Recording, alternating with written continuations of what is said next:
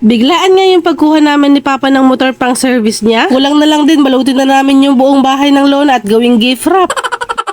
Nung nakaraang linggo mga beshi ay biglaan nga yung pagkuha namin ng motor ni Papa na ipang service niya. Matagal na nga namin pinaplano kumuha ng motor kahit hulugan nga lang pero hindi natutuloy. Nung umuwi nga si Papa nung nakaraang Sabado, pagkadating niya sa bahay, sabi niya abay tara daw at punta daw kami dun sa May Rusi. Malapit lang din naman dito sa amin. Alas 5 pasado na nga rin ng hapon nun kaya sabi ko kay Papa ay bilis-bilisan niya at panigurado magsasarado na nga yung Rusi. Siguro wala pang 10 minutes ibiniyahin namin ay nandun na kami. Naabutan na nga namin, binababa na nila yung roll up. Kaya sabi ko nga kay sir, may itatanong lang kami. Tapos ayun, to make the story short mga beshi, inassist naman nila kami. Mabilis nga lang din ang naging proseso. Hiningan nga lang kami ng tigisang ID ni Papa at pinaserox nga lang namin ng 4 na kopya. Umuwi pa nga ako ng bahay dahil wala nga akong ID na dala. Wala pa nga kaming isang oras doon ay na-release nga din agad. Yung pinakamura na nga lang ang kinuha naming unit dahil pang service lang naman at yun lang din naman ang kaya ng budget namin. Kinabukasan naman ay naisipan na nga naman ibalot itong bahay namin. Chariz.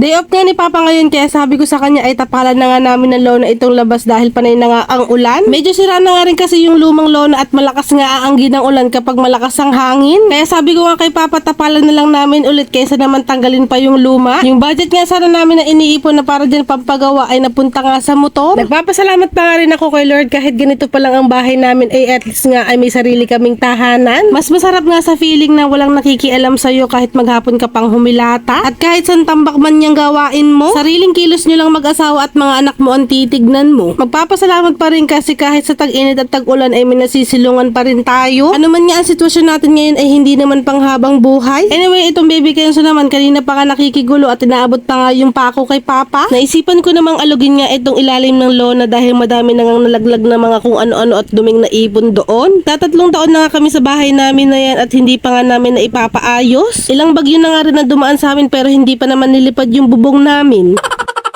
Alam niyo ba mga beshi, una nga namin naranasan yung pinakamatinding bagyo ay noong 2022. Mga 3 buwan pa nga lang nun ata ang bibigyan sa pero grabe talaga yung bagyo naranasan namin nun. As in yun lahat talagang gamit namin sa kwarto at pati sa sala ay basang-basa nga. Grabe nga talaga yung experience namin nun at parang nga kaming kawawang kawawa. Pero naisip ko naman kung kawawa nga kami ng mga panahon na yun, paano pa naman kaya yung mga wala talagang matirahan. Kaya kahit ganito pa nga lang yung bahay namin ngayon ay nagpapasalamat pa rin ako. Anyway, ito nga baby Kenzo ay kanina pa nga nakikigulo sa amin at gusto nga makipukpuk din dito kay Papa. So eto na nga yung kinalabasan mga beshi. Nilagyan na nga din pala ni Papa ng lona yung aming bintana sa kwarto. Umaanggi nga rin kasi doon kapag nga malakas ang ulan. Kaya sa ngayon eto na nga muna ang itsura ng aming bahay sa labas. Nung kinahaponan naman mga beshi, eto nga yung mga ukay-ukay ko ay nabili na. Matagal ko na nga ibinebenta to mga beshi pero napakahirap nga maghanap ng buyer. Kulang na nga lang ay halos ibigay ko na ng libre. Salamat nga rin at medyo luluwang na nga rin yung kabahayan ko at hindi na puro baksang nakikita.